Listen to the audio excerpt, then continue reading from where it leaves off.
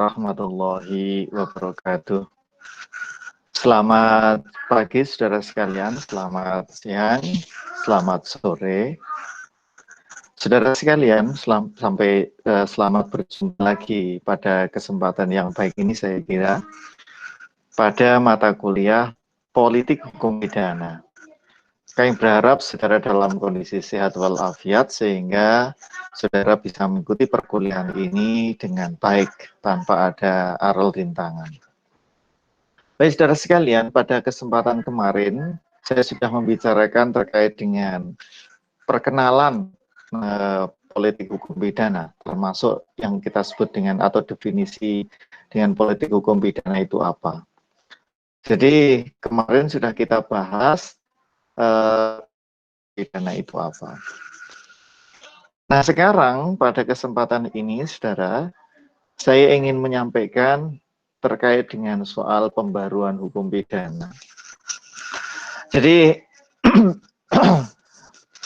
pembaruan hukum pidana yang dalam hal ini itu saya maksudkan bahwa hukum pidana kita yang selama ini itu bersumber pada aturan-aturan yang dari Belanda perlu diperbarui. Nah, diperbarui itu nanti dengan cara bagaimana? Nah, saudara sekalian, saya mengulas sebentar bahwa referensi buku pegangan yang saudara pakai atau minimal memang saudara miliki adalah buku dari Profesor Barda, yaitu Bunga Rampai Kebijakan Hukum Pidana. Ini yang terbaru ya, yang warna hitam. Kalau yang warna yang putih ini lama, memang berkali-kali dicetak ya. Jadi buku beliau ini adalah buku yang luar biasa dan memang dipakai di berbagai perguruan tinggi. Tidak hanya untuk S1, saudara, tetapi ini juga untuk S2, bahkan untuk S3. Saudara sekalian, ini buku yang patut atau harus saudara miliki ya. Ini sama ini, jadi salah satu saja.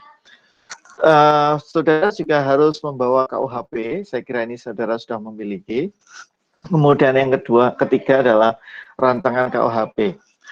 Nah, saudara, kalau yang KUHP ini beli, yang rancangan KUHP bisa download ya di berbagai kesempatan itu ada. Berbagai laman itu menyediakan tentang rancangan KUHP.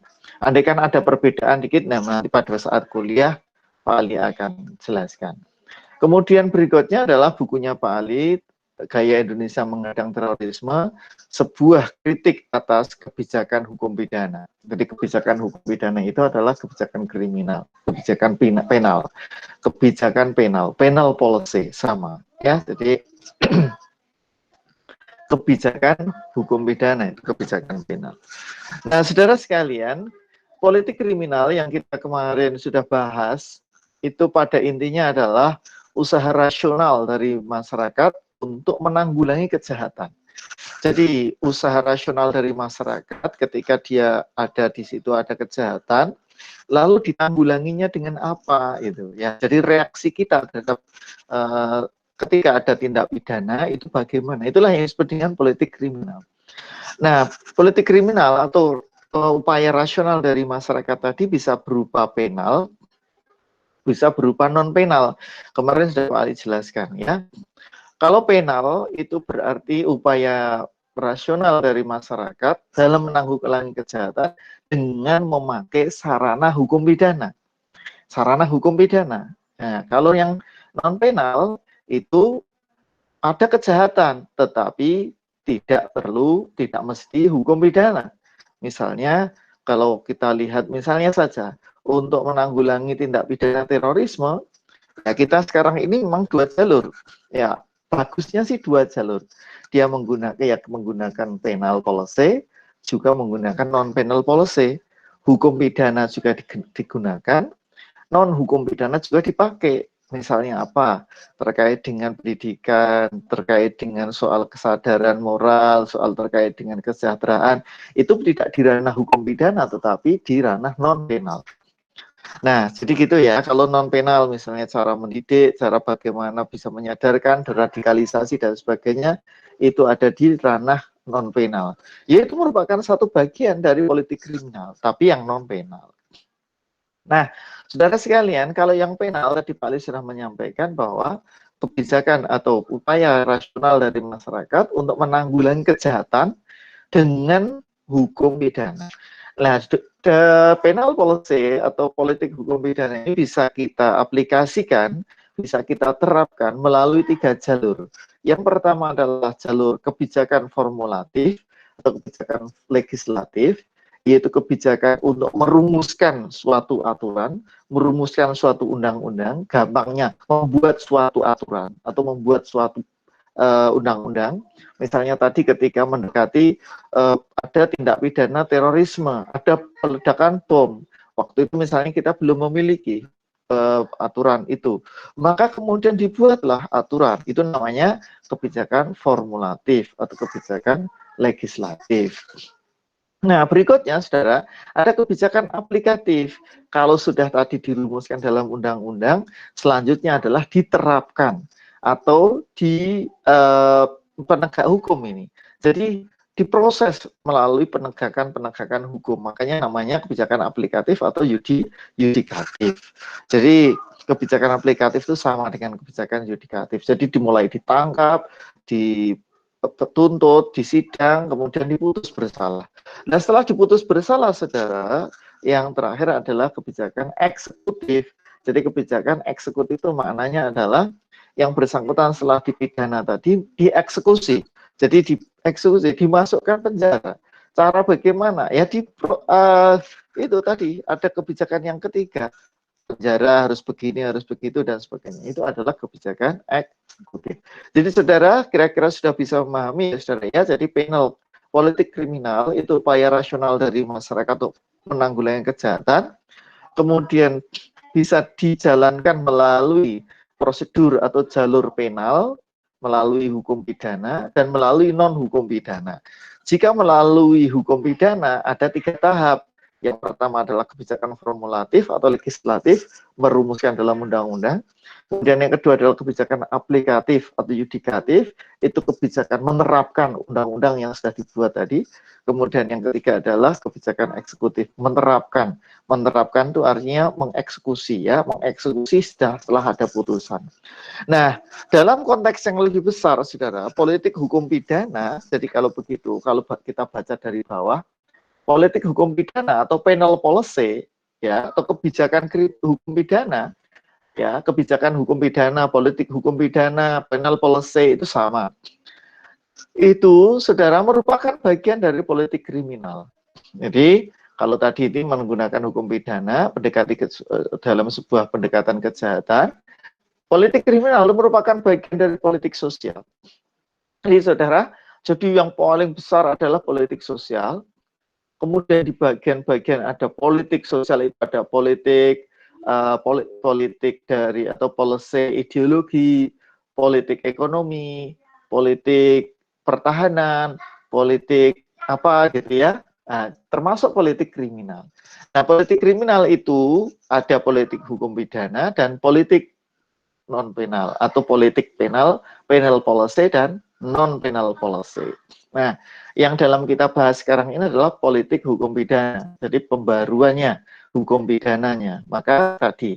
Nah, kalau saudara sekalian lihat ini politik hukum pidana yang merupakan bagian dari politik kriminal, merupakan bagian dari politik sosial, intinya adalah untuk mewujudkan sebuah tujuan yang lebih luas, yaitu kesejahteraan sosial. Artinya masyarakat itu diharapkan menjadi sejahtera. Nah, berikutnya saudara sekalian, penal policy itu apa? Ini pengertian yang Pak Ali sudah sampaikan. Jadi, penal policy itu adalah usaha nasional dari masyarakat dalam menanggulangi tindak pidana dengan menggunakan sarana hukum pidana. Nah, sarana hukum pidana tadi itu meliputi apa, saudara? Perumusan atau perubahan aturan perundang-undangan yang disebut dengan legislative policy atau kebijakan legislatif atau kebijakan formulatif. Kemudian perbaikan struktur hukum atau mungkin bisa saja pembuatan struktur hukum baru. Ini adalah yudikatif atau aplikatif.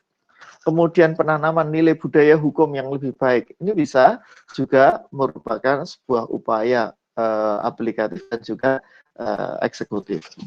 Nah, saudara sekalian, itu. Nah, penal policy itu sangat terkait dengan kriminalisasi dan dekriminalisasi. Atau juga sekali juga bisa penalisasi dan depenalisasi. Apa itu kriminalisasi? Oke, silakan saudara catat ya. Kriminalisasi adalah suatu upaya untuk merumuskan, merubah suatu perbuatan yang semula bukan tindak pidana menjadi sebuah tindak pidana. Jadi perbuatan awalnya netral, itu perbuatannya tidak masalah, tapi terus kemudian dibuat atau diubah yang tadinya netral, bukan perbuatannya itu perbuatan biasa saja, menjadi perbuatan atau tindak pidana. Misalnya apa? Loh, saudara banyak ini. Misalnya saudara dulu kalau tidak pakai helm, itu tidak apa-apa. Nah, sekarang kalau tidak pakai helm berkendara di jalan raya, maka saudara sekarang kena pidana meskipun denda atau ada kurungannya juga. Nah, itu namanya kriminalisasi. Jadi kriminalisasi itu adalah membuat sebuah membuat sebuah aturan yang dahulu terhadap suatu perbuatan yang awalnya bukan merupakan tindak pidana menjadi tindak pidana. Nah, kebalikan dari kriminalisasi itu adalah dekriminalisasi. Dekriminalisasi itu misalnya jadi suatu upaya yang dahulu suatu perbuatan itu dianggap sebagai tindak pidana, sekarang tidak lagi disebut sebagai tindak pidana. Jadi kebalikan ya, yang tadinya dipidana sekarang tidak. Jadi apa ada Pak? Ya ada. Misalnya kayak dulu ketika HC artikelen nanti akan saya sampaikan upaya untuk mengkritik negara atau presiden itu dulu dianggap sebagai suatu tindak pidana. Tetapi sekarang sudah didekriminalisasi karena ada putusan MK yang mengatakan bahwa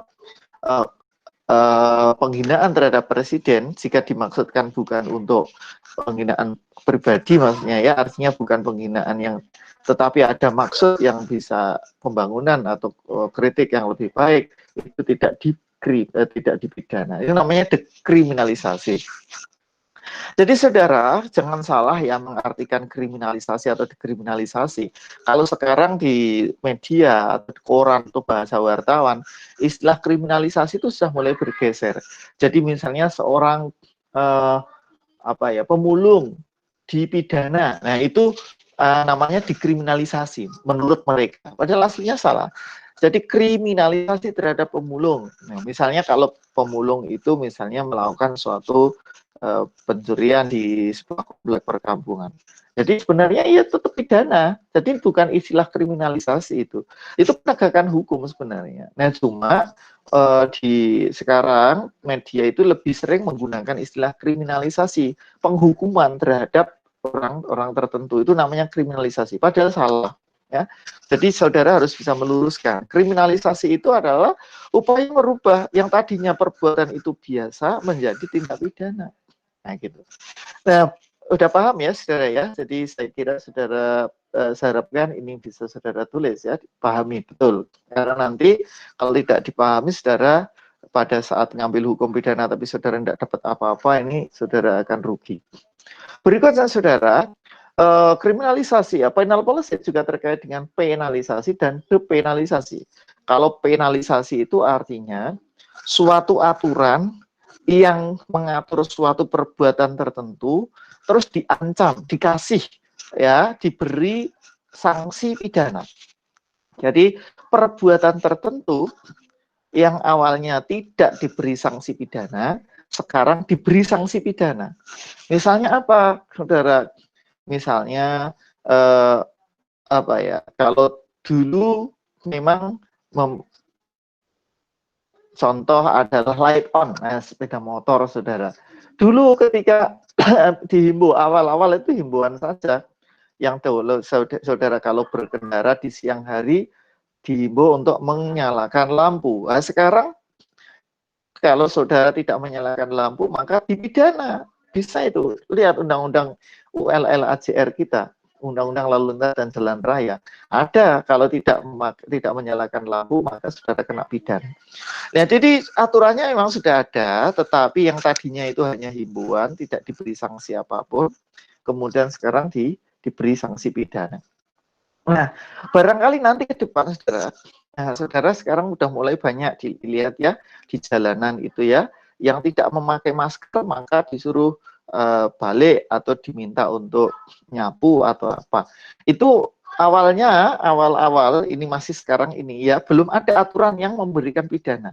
Suatu saat bisa saja kalau misalnya dianggap bahwa itu memang perlu, maka aturan yang tadi bahwa masker itu nanti akan dipidana.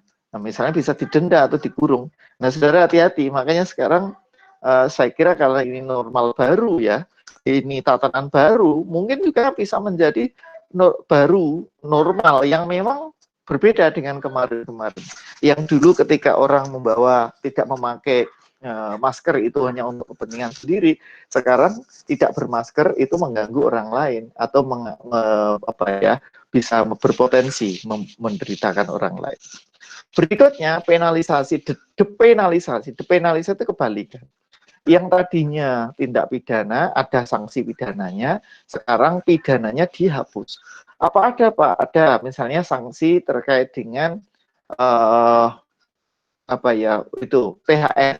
Ketika pengusaha tidak memberikan THR kepada pekerjanya, itu awalnya diancam ada pidananya, tapi sekarang sudah tidak ada, sudah dicabut, sehingga itu murni diserahkan kepada soal keperdataan.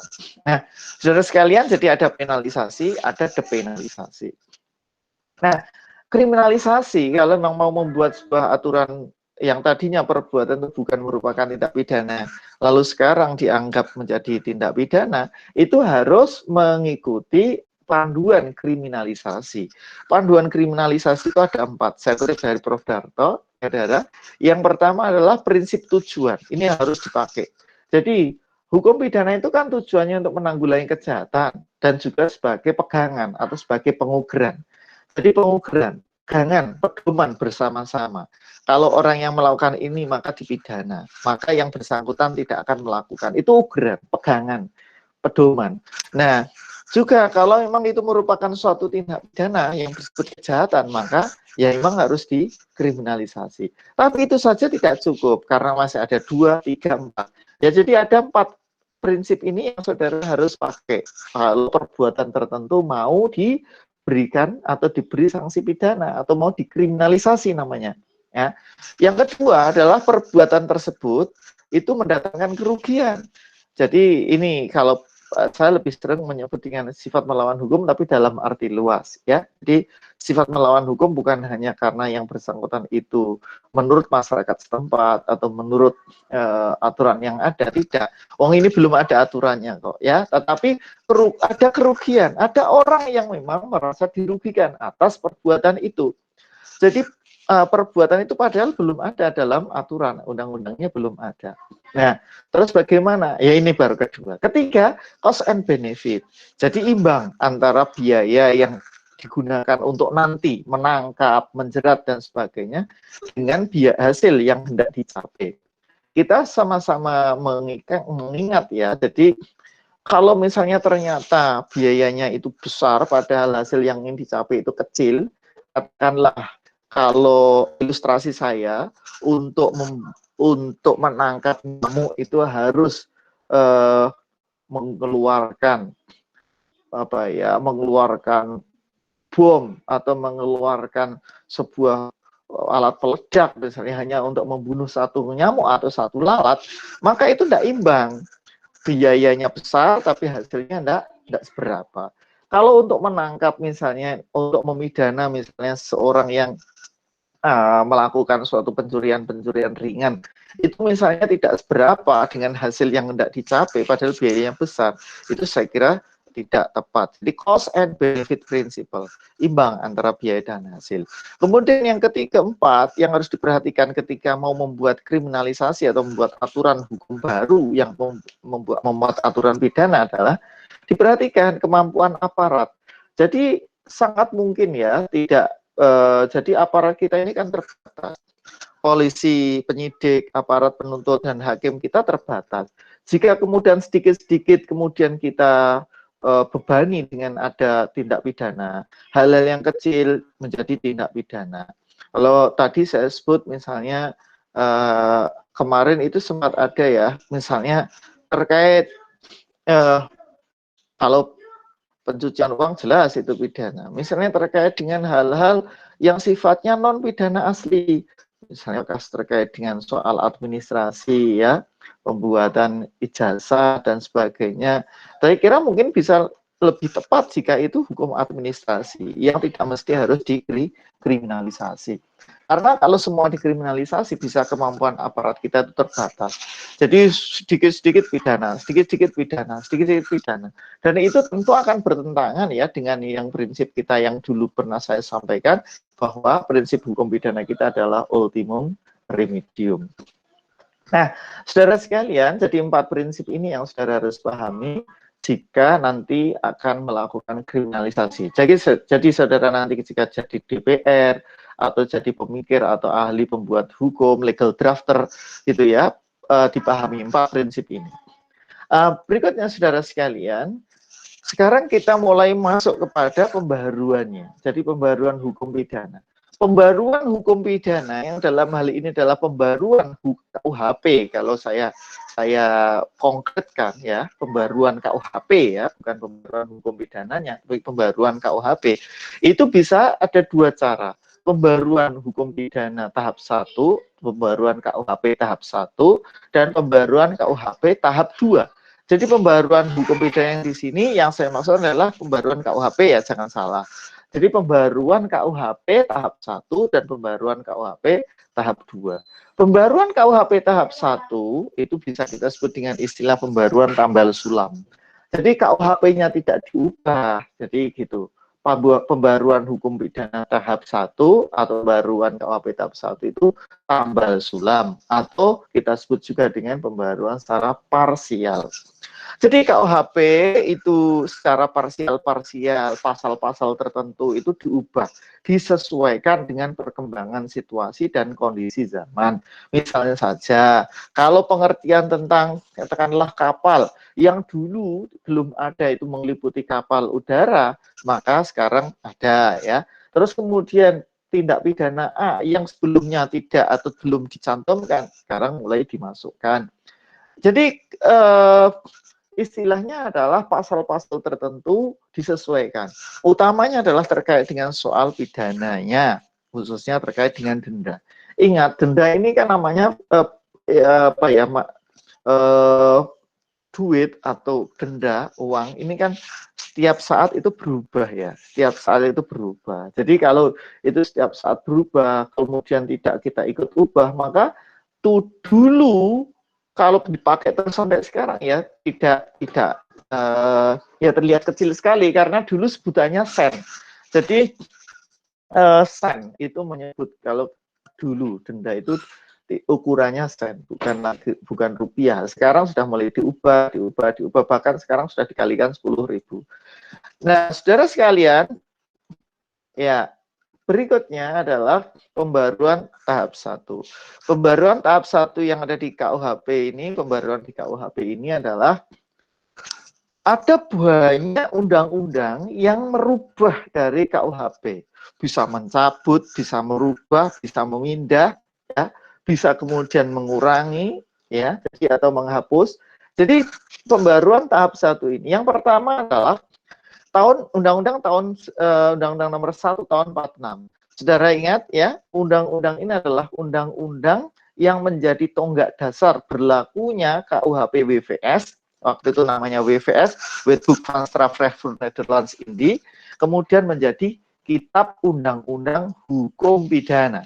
Jadi ini juga merubah yang tadinya WVS VNI menjadi KUHP. Nah, tapi bukan hanya ini tok, saudara. Banyak pasal yang ada di dalam undang-undang ini itu yang berubah, saudara. Jadi gini, di dalam pasal 5 undang-undang tersebut, Undang-Undang Nomor 146 itu, saudara, dengan beberapa panduan itu sudah mengatakan ada pasal-pasal di dalam WVS itu. Jadi ini namanya begini, wahai WVS yang produk Belanda, engkau saya pakai untuk hukum di Indonesia, bagi rakyat Indonesia, tetapi ada pasal-pasal yang saya batasi, ya, ada yang saya hapus. Apa itu? Yang pertama adalah jika seluruhnya, ya, jika seluruhnya atau sebagian tidak dapat dijalankan lagi. Misalnya soal penyebutan gubernur jenderal, misalnya terkait dengan soal pembagian atau pengkotak-kotakan warga negara, itu tidak bisa lagi, tidak bisa dijalankan. Kalau dulu memang pada saat zaman Belanda, saudara, kita itu masih ada, jadi masih ada pribumi, timur jauh, Eropa, ya, jadi ada 3, ya, jadi menurut IS, ya, 131 IS itu Rechtling itu membagi warga negara kita menjadi 3. Jadi yang pertama adalah paling tinggi itu golongan Eropa. Eropa itu Belanda dan sebagainya dianggap paling bagus, warga negara paling bagus. Kemudian yang kedua Timur Jauh, Timur Asing, ya, Timur Asing atau ya dengan juga Timur Jauh. Timur Asing itu ada Jepang, ada Cina, ada negara-negara Asia, ya, tapi non Indonesia. Sedangkan kalau warga negara asli itu disebut sebagai warga negara pribumi. Jadi jahat mereka mengkotak-kotakkan kita warga negara asli ini dengan istilah pribumi. Lah kayak gitu tuh sudah tidak bisa lagi dijalankan. Kalau di KUHP itu ada menyebut seperti itu, langsung otomatis sudah tidak bisa berlaku. Berikutnya yang kedua, tidak bisa berlaku karena bertentangan dengan kedudukan RI sebagai negara merdeka. Misalnya tadi, kalau kita sebagai negara merdeka, kok kemudian kalau mau banding misalnya harus ke negara Belanda, tidak bisa, itu harus dibuang, tidak dianggap berlaku. Oh, kita ini sebagai negara kesatuan yang merdeka kok malah justru negara merdeka kok kalau mau banding atau mau kasasi ke Belanda. Kemudian yang ketiga adalah memiliki arti lagi, seperti tadi. Misalnya katakanlah gubernur jenderalnya tidak berlaku lagi karena tidak punya arti di Indonesia. Ya presiden sekarang, ya. Atau misalnya saja golden itu sekarang tidak ada artinya lagi di kita karena tidak ada, bukan mata uang di kita. Jadi tidak ada artinya, maka dibuang, dipakailah dengan istilah rupiah. Nah, berikutnya saudara, perubahan yang kedua, jadi undang-undang yang pertama tadi sudah merubah, Undang-Undang Nomor 1 Tahun 60.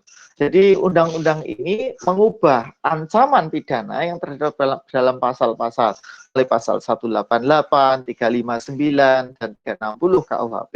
Ini delik-delik culpa menjadi penjara selama-lamanya 5 tahun atau kurungan 1 tahun.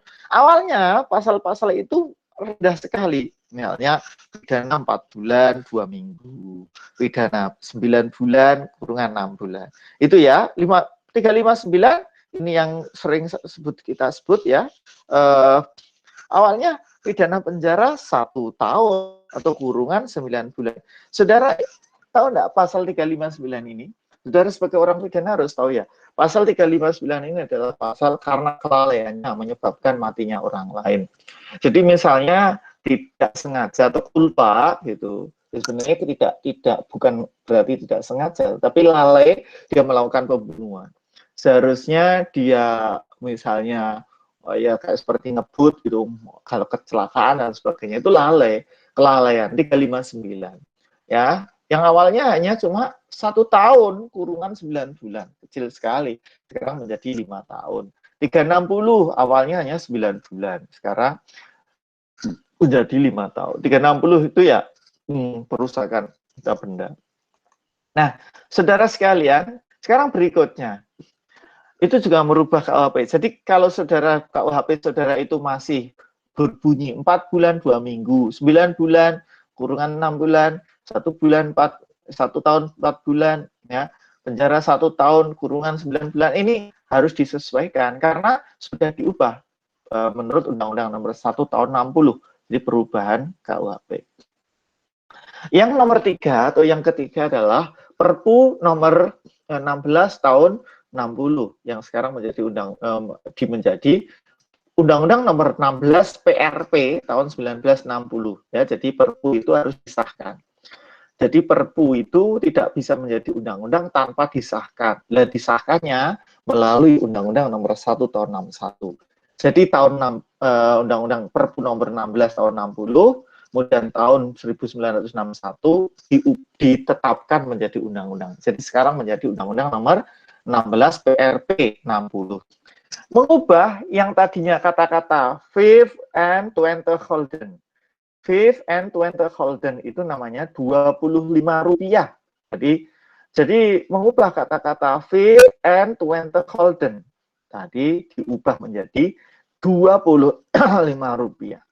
Ini yang tadinya Holden fifth and 20, 5 and 20 setengah ya, Rp25 dalam pasal 364, 373, 379, 384, 407 ayat 1 itu menjadi Rp250.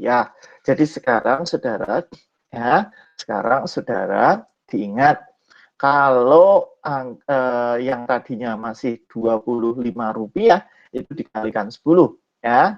Dikalikan 10 menjadi Rp250. Jadi Undang-Undang nomor 15 tahun 60 ini merubah jumlah denda yang tadi batasan ini bukan denda, bukan pidana loh, diingat-ingat. Jadi batasan untuk dikatakan pidana ringan itu jika sudah melampaui Rp25 saat itu ya, saat itu. Jadi saat fifth and 20 Holden Rp25 diganti dengan Rp250. Nah sekarang nanti sudah diubah lagi. Jadi itu iramanya itu dulu ya, saudara pahami ya. Jadi sekarang sudah tidak ada lagi Rp25 itu tidak ada ya, sekarang sudah di Rp250. Jadi perlu dicatat saudara bahwa yang berubah menjadi Rp250 itu bukan ancaman pidananya loh ya, bukan pidananya, bukan dendanya, tetapi batas nilai barang. Jadi kalau orang mencuri nilainya di bawah Rp250, maka itu tindak pidana ringan. Kalau dia nipu, barang yang ditipu kok di bawah Rp250, maka itu dianggap penipuan ringan. Kalau orang tersebut menggelapkan barang kok di bawah 250, maka dianggap penggelapan ringan. Atau pembuatan curang, ya perusakan barang yang nilainya di bawah 250, maka dianggap perbuatan itu tindak pidana ringan. Jadi perbuatannya ringan. Karena ada pencurian biasa, ada pencurian ringan. Ya, oke, dipahami ya saudara ya. Berikutnya yang kelima berarti, keempat ini tadi ya. Ada perpu yang berbarengan dengan itu. Kalau tadi 15, sekarang 16. Kalau tadi 16, sekarang 18. Perpu nomor 18 ya, tahun 1960 sekarang menjadi Undang-Undang nomor 18 garis miring per PRP 1960. Ini saudara melipat gandakan 15 kali setiap jumlah ancaman pidana denda. Jadi saudara, kalau tadi itu yang dilipatkan 10 kali adalah batas nilai ya, 16 itu membahas soal batas nilai. Sekarang yang PRP 18 ini adalah melipat gandakan 15 kali ancaman pidana yang ada di dalam KUHP. Jadi misalnya kalau misalnya berapa tuh? Hanya dipidana Rp60, berarti dikalikan 15, nah, menjadi 900. Kalau seperti pencurian di pasal 362 itu, saudara, awalnya hanya Rp60. Jadi Rp60. Kalikan 15, sekarang di 900. Nah, jadi sekarang itu begitu. Jadi, nah nanti yang sudah dikalikan itu sekarang dikalikan 10.000. Jadi sekarang tidak bisa lagi denda itu hanya cuma 900. Ya, jadi sudah langsung kalikan 10.000. 900 berarti jadi 9 juta. Ya, jadi sudah mulai ya agak agak proporsional dengan perkembangan uang sekarang. Berikutnya saudara, undang-undang, oke, sebelumnya bisa dipahami dulu ya, ini tadi ya, saya harapkan ini dipahami dulu. Jadi saudara harus bisa membedakan undang-undang PRP nomor 16 dan PRP nomor 18. Berikutnya saudara, PRP Penpres nomor 1 tahun 65 yang ditingkatkan menjadi Undang-Undang nomor 5 tahun 69, sekarang menjadi Undang-Undang nomor 1 tahun 65. Ini saudara, di dalam KUHP saudara, kalau saudara yang saudara KUHP aslinya, itu tidak ada ya pasal 156A. Jadi pasalnya ya 156 terus 157. Nah, sekarang saudara ada sisipan undang-undang tentang penodaan agama ini. Jadi pasal 156A itu dimasukkan, disisipkan. Jadi mulai pasal 156, kemudian ada 156A. Apa itu, saudara? Dipidana dengan penjara selama-lamanya 5 tahun, barang siapa sengaja melakukan pengeluaran satu, yang pokoknya bersifat permusuhan, penyalahgunaan, penodaan terhadap suatu agama. Jadi kalau itu penodaan terhadap agama, masuknya ini 156A. Nah, kalau saudara nanti lihat di buku KUHP-nya kok ada 156A, saudara harus sudah tahu. Oh, 156A itu berarti pasal sisipan atau pasal pembaruan atau memperbarui KUHP. Asalnya dari mana? Asalnya dari Penpres nomor 1 tahun 65. Jadi itu baru. Jadi tahun baru tahun 65 dimasukkan. Kemudian yang kedua, dengan maksud agar orang tidak menganut agama, membujuk agar orang menjadi komunis, tidak beragama, ateis lah ya, bukan komunis, sorry. Jadi ateis, kalau orang itu yang tadinya beragama, kemudian dibujuk agar tidak menganut agama apapun, itu ya masuk kategori penodaan agama di pasal 156A KUHP.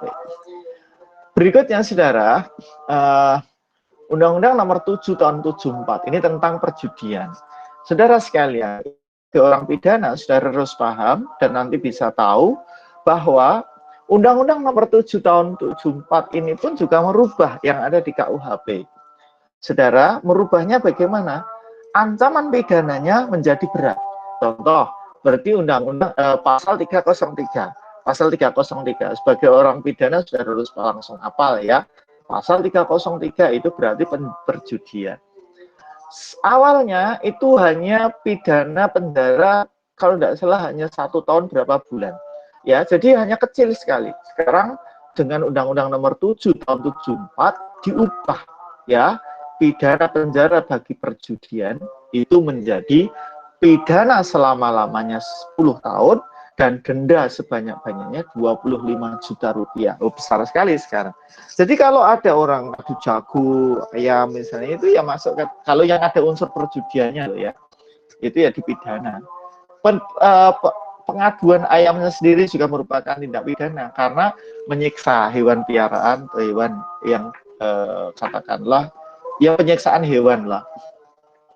Pasal 303 KUHP. Nah, berikutnya perubahan yang kedua, saudara, pasal 542 KUHP. Sekarang, saudara, diubah dari pasal hanya cuma berapa bulan, itu pidananya menjadi 4 tahun atau denda sebanyak-banyaknya 10 juta. Nah, saudara sekalian, jadi pasal 542 yang tadinya hanya 4 tahun, ini menjadi 10, yang tadinya hanya 1 tahun sekian bulan, kemudian diterapkan menjadi 4 tahun.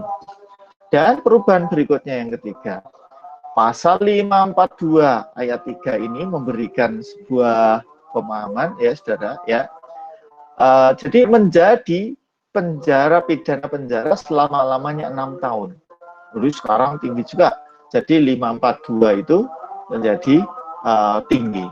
Kemudian saudara yang B, kalau tadi yang B mengubah sebutan pasal 542 KUHP menjadi 303 bis. Artinya berarti kalau begitu dipindah ya. 542 sekarang sudah tidak ada, terus menjadi 303 bis. Jadi 303 itu tidak langsung setelah 303 itu tidak ke 3,304 tetapi 303 bis. Nah, saudara. Nah, ini berarti saudara ingat, kalau saudara ingat ini, maka saudara lihat ya, pasal 542 ini posisinya ada di pelanggaran ya. Saudara harus paham itu. Jadi pasal 542 KUHP itu adalah pelanggaran. Kenapa? Saudara, kuncinya adalah pasal-pasal yang di KUHP itu ya, pasal 1 sampai 103 itu adalah ketentuan umum. 104 sampai 488 itu kejahatan. Sedangkan 489 sampai 569 itu pelanggaran. Sehingga pasal 542 ini kan berada di rentang tadi 489 sampai 569, berarti itu ada di pelanggaran. Sekarang diubah menjadi pasal 303 bis. Karena masuk 303 bis, maka 542 sekarang sudah tidak ada lagi. Jadi pelanggaran perjudian sudah tidak ada lagi. Sekarang masuk sebagai kejahatan. Jadi 303 bis. Dilihat ya, nanti dicek di KUHP-nya. Saya kira itu dulu, saudara. Kita akhiri, sampai jumpa pada kesempatan yang akan datang. Semoga saudara sekalian selalu dalam kondisi sehat, sehingga kita bisa bertemu lagi. Nanti kalau ada pertanyaan silahkan di chat grup atau ditulis begitu, biar saudara nanti bisa kita jawab secara bersama-sama. Saya kira itu, saudara. Nanti silahkan berkomunikasi dengan saya kalau memang ada pertanyaan. Saya kira itu. Terima kasih. Assalamualaikum warahmatullahi wabarakatuh.